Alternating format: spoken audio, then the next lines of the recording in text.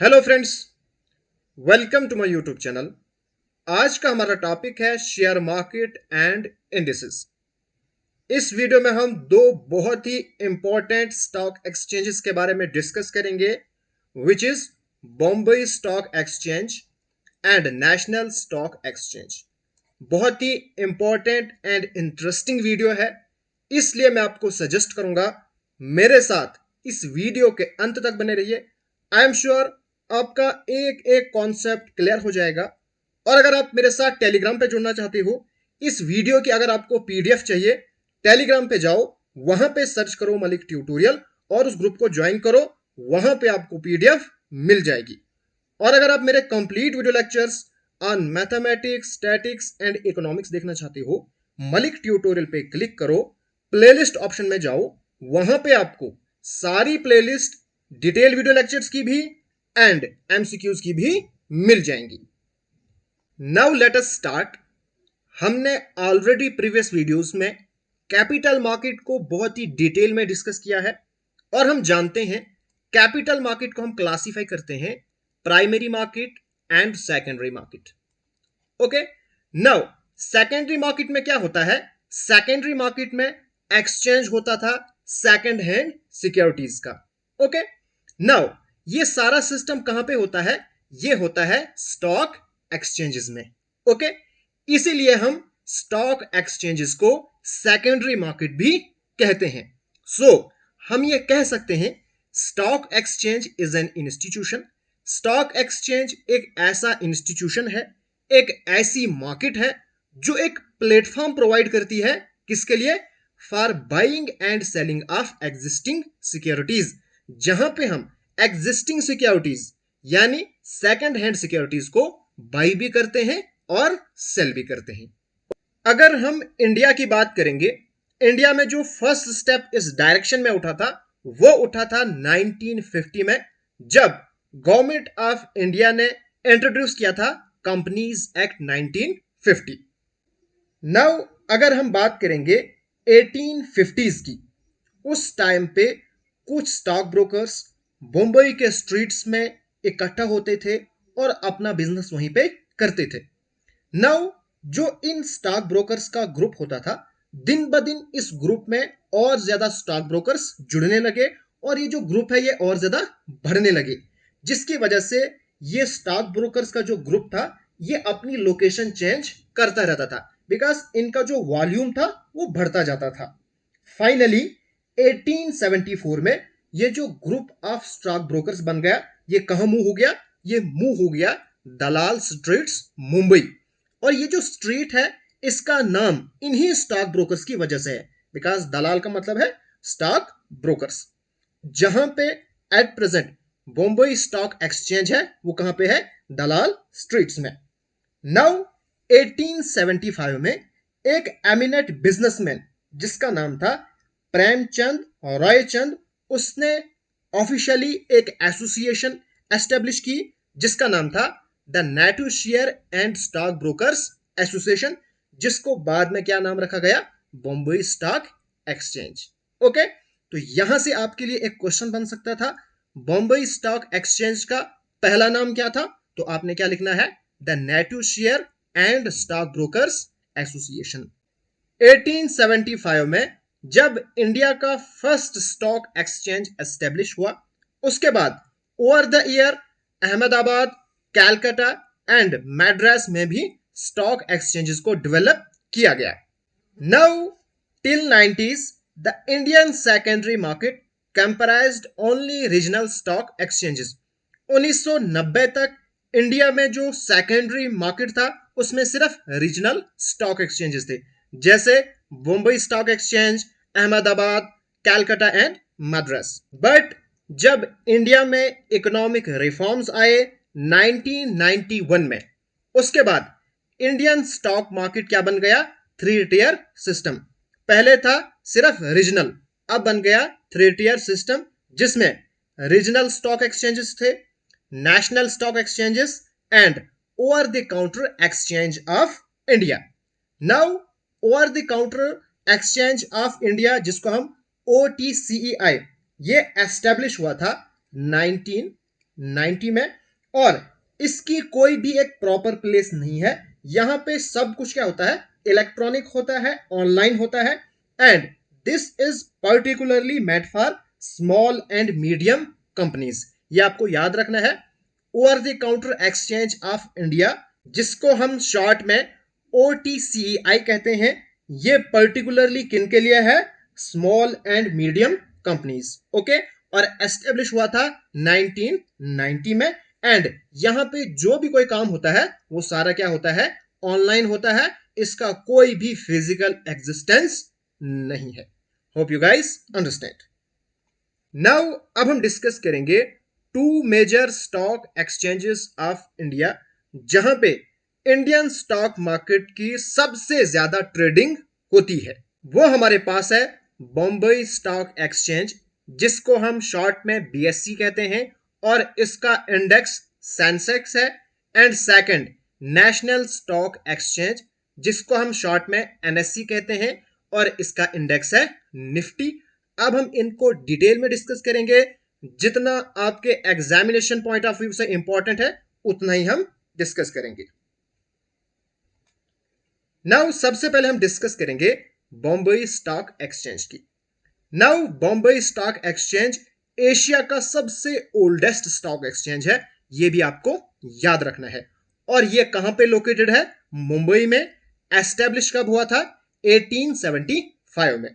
और Bombay stock exchange का managing director and CEO at present कौन है, वो हमारे पास है आशीष कुमार चौहान। एंड चेयरमैन कौन है, वो है विक्रमजीत सेन। ये आपको याद रखना है। और एग्जाम से पहले एक बार जरूर चेक करना, क्या पता चेंज हो जाए। और बॉम्बे स्टॉक एक्सचेंज का जो फाउंडर है वो है प्रेमचंद रायचंद। अभी मैंने आपको बताया था बॉम्बे स्टॉक एक्सचेंज 1875 में एस्टेब्लिश हुआ था। कहां पे, दलाल स्ट्रीट्स मुंबई पे। और इसका फर्स्ट नाम क्या था, native share and stock brokers association. बस इतना ही आपको याद रखना है।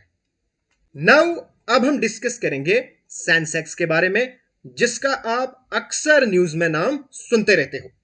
नाउ जो हमारे पास BSE है ना, यानी बॉम्बे स्टॉक एक्सचेंज, इसमें मोर देन 5000 कंपनीज लिस्ट हैं। नाउ अगर मुझे किसी कंपनी के शेयर खरीदने हैं, let us suppose that HDFC bank के मुझे शेयर खरीदने हैं, ठीक है। अब मुझे HDFC बैंक को इन 5000 कंपनीज में ढूंढना है, जो कि मेरे लिए काफी ज्यादा मुश्किल है। नाउ इस प्रोसेस को इजी बनाने के लिए अलग अलग इंडेक्सेस बनाए गए। जैसे बैंकिंग का अलग से इंडेक्स है, जहां पर मुझे सारे बैंक्स मिलेंगे।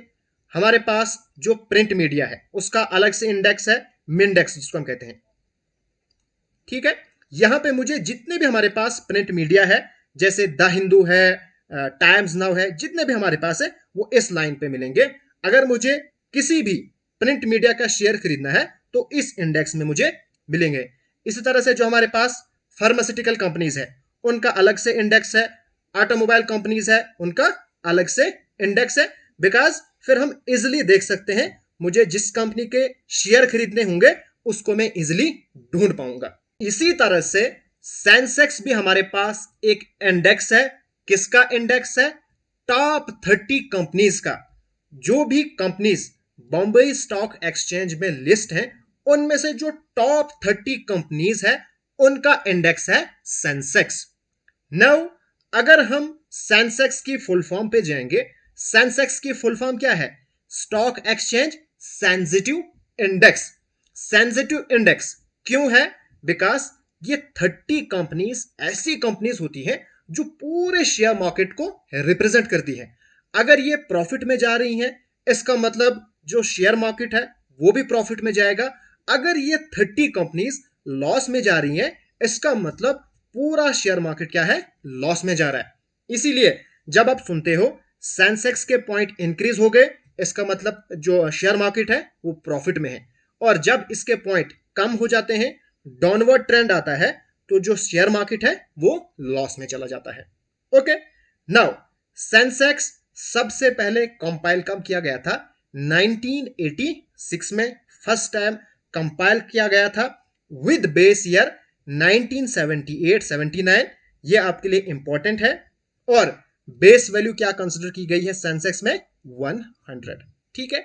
और जो वैल्यू ऑफ सेंसेक्स है उसको हम किस तरह से कैलकुलेट करते हैं? ये हमारे पास फॉर्मूला है, total free float market capitalisation divided by base market capitalisation into base period index value. Sensex आपको कैलकुलेट करने के लिए एग्जाम में नहीं आएगा, बट मे बी पॉसिबल ये फॉर्मूला पूछा जाएगा। नाउ ये फ्री फ्लोट मार्केट कैपिटलाइजेशन क्या होता है? सबसे पहले हम ये वाला समझेंगे। मार्केट कैपिटलाइजेशन क्या होता है? मार्केट कैपिटलाइजेशन होता है एक कंपनी कितने शेयर्स इशू करती है और उनकी प्राइस, ठीक है। यानी कि हमारे पास कोई भी कंपनी है, अगर वो 100 शेयर इशू करेगी और हर एक शेयर की प्राइस होगी 2, तो मार्केट कैपिटलाइजेशन कितना होगा? वो होगा हमारे पास 200, ठीक। अब ये फ्री फ्लोट मार्केट कैपिटलाइजेशन क्या होता है?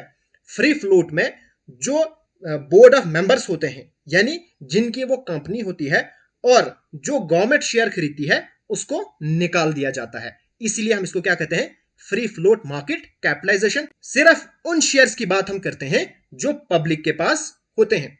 इनिशियली अगर हम बात करेंगे 2003 से पहले, उस टाइम पे जो मेथड होता था वो होता था फुल मार्केट कैपिटलाइजेशन। ये वाला मेथड अप्लाई किया जाता था, यानी कि जो हमारे पास गवर्नमेंट एंड जो बोर्ड ऑफ मेंबर्स होते हैं उनके पास जो शेयर्स होते हैं वो भी कैलकुलेट होते थे। लेकिन आफ्टर 1 सितंबर 2003 जो फुल मार्केट कैपिटलाइजेशन है इसको रिप्लेस किया गया किससे? Free float market capitalisation method से। बस इतना ही आपको याद रखना है, आपके एग्जामिनेशन के लिए ये काफी है। नाउ अब हम डिस्कस करेंगे नेशनल स्टॉक एक्सचेंज, और जिसका इंडेक्स है निफ्टी। जिस तरह से हमारे पास बॉम्बे स्टॉक एक्सचेंज काम करता है, इसी तरह से एनएससी भी काम करता है। एनएससी एस्टेब्लिश हुआ था in the year 1992 on the recommendation of Pherwani committee. ये आपको याद रखना है, किस कमेटी के रिकमेंडेशन पे एनएससी एस्टेब्लिश हुई थी? वो हुई थी फेरवानी कमेटी के रिकमेंडेशन पे। और एनएससी का हेडक्वार्टर भी कहां पे है? मुंबई में है। ओके, नाउ जो हमारे पास नेशनल स्टॉक एक्सचेंज है ये एस्टेब्लिश हुआ था इन द ईयर 1992, बट इसको रिकॉग्नाइज किया गया था as a stock exchange in the year 1993, and जो ऑपरेशनल यानी काम स्टार्ट कब किया था? In the year 1994। ये सब आपको याद रखना है। और जो नेशनल स्टॉक एक्सचेंज के मेजर प्रोमोटर्स हैं वो हमारे पास है बैंक्स एंड फाइनेंशियल इंस्टीट्यूशंस। ये भी आपको याद रखना है, काफी बार एग्जामिनेशन में ये क्वेश्चन पूछा गया है, एनएससी का प्रोमोटर कौन है? और अगर हम एट प्रेजेंट की बात करेंगे, chairman of NSC is Girish Chandra Chaturvedi, and MD and CEO हमारे पास कौन है? मिस्टर विक्रम लिमयी। ओके, और एनएससी का जो ट्रेडिंग सिस्टम है वो फुली क्या है? इलेक्ट्रॉनिक है, यानी यहां पे सब कुछ क्या चलता है? ऑनलाइन चलता है। नाउ जो हमारे पास नेशनल स्टॉक एक्सचेंज है इसके दो मेन सेगमेंट्स है। फर्स्ट हमारे पास है होलसेल डेट मार्केट सेगमेंट, जिसमें ट्रेड किसका होता है? फिक्स्ड इनकम सिक्योरिटीज का, यानी ऐसी सिक्योरिटीज जब हम उनको खरीदेंगे तो हमें एक फिक्स रिटर्न मिलेगा in the form of interest. यहां पे कौन सी सिक्योरिटीज ट्रेड होती हैं? जैसे बॉन्ड्स है, बॉन्ड्स पे हमें क्या मिलता है? एक फिक्स इंटरेस्ट मिलता है। स्टेट डेवलपमेंट लोन्स, ठीक है, corporate debentures, central government securities and so on. इसी तरह से हमारे पास जो सेकंड सेगमेंट है वो है कैपिटल मार्केट सेगमेंट।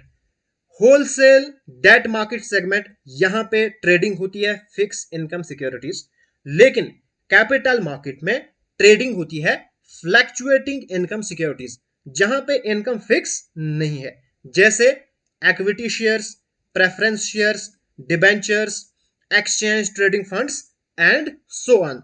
यहां पे फिक्स इनकम रिटर्न नहीं मिलता है बल्कि चेंज होता रहता है। बस इतना ही आपको एनएससी के बारे में जानना इंपॉर्टेंट है। नाउ अब हम डिस्कस करेंगे निफ्टी के बारे में। जिस तरह से हमने पढ़ा सेंसेक्स एक इंडेक्स है किसका, बॉम्बे स्टॉक एक्सचेंज का, इसी तरह से हमारे पास जो एनएससी है, एनएससी में भी मोर देन 1200 कंपनीज लिस्टेड हैं और यहां पे भी अलग अलग इंडेक्सेस हैं। ओके, इन्हीं इंडेक्सेस में जो सबसे इंपॉर्टेंट इंडेक्स है नेशनल स्टॉक एक्सचेंज का, वो हमारे पास है निफ्टी। नाउ निफ्टी ये कहां से डिराइव हुआ है, ये कॉम्बिनेशन है दो वर्ड्स का, नेशनल 50। इसका मतलब निफ्टी इंडेक्स है टॉप 50 कंपनीज का। जो हमारे पास नेशनल स्टॉक एक्सचेंज है वहां पे जो कंपनीज लिस्ट हैं उनमें से जो टॉप 50 कंपनीज है उनके इंडेक्स को हम क्या कहते हैं, निफ्टी। नाउ निफ्टी इंट्रोड्यूस हुआ था अप्रैल 21 1996। नाउ ये जो हमारे पास निफ्टी है, it is owned and managed by Indian index services and products, जिसको हम शॉर्ट में IISL कहते हैं, विच इज अ सब्सिडरी, जो कि एक सब्सिडरी है किसकी, NSC strategic investment corporation limited. ये आपको याद रखना है। निफ्टी को कौन मैनेज करता है, Indian index services and product, और ये किसकी सब्सिडरी है, NSC strategic investment corporation limited. Okay, उसके बाद जो सबसे इंपॉर्टेंट आपके लिए है, निफ्टी का जो बेस ईयर है वो हमारे पास है 1995, और जो बेस वैल्यू है सेंसेक्स एंड निफ्टी दोनों में फॉर्मूला सेम है, सिर्फ जो बेस वैल्यू है ये हमारे पास डिफरेंट है, बेस ईयर भी डिफरेंट है, और निफ्टी में बेस कैपिटल क्या कंसीडर किया गया है, 2.06 ट्रिलियन। इसमें आपको सबसे ज्यादा इंपॉर्टेंट पहले ये याद रखना है, निफ्टी का बेस ईयर है 1995, ये इंपॉर्टेंट है, एंड 1000 जो बेस वैल्यू है इस इंडेक्स की वो हमारे पास है 1000। ये दो अक्सर पूछे जाते हैं, ये ज्यादा आपके लिए इंपॉर्टेंट नहीं है। एग्जामिनेशन पॉइंट ऑफ व्यू से आपके लिए इतना ही काफी है। आज की वीडियो हम यहीं पे खत्म करते हैं। अगर आपको ये वीडियो पसंद आए तो प्लीज मेरे चैनल को सब्सक्राइब कीजिए और इस वीडियो को अपने फ्रेंड्स एंड क्लासमेट के साथ जरूर शेयर कीजिएगा। Thanks for watching.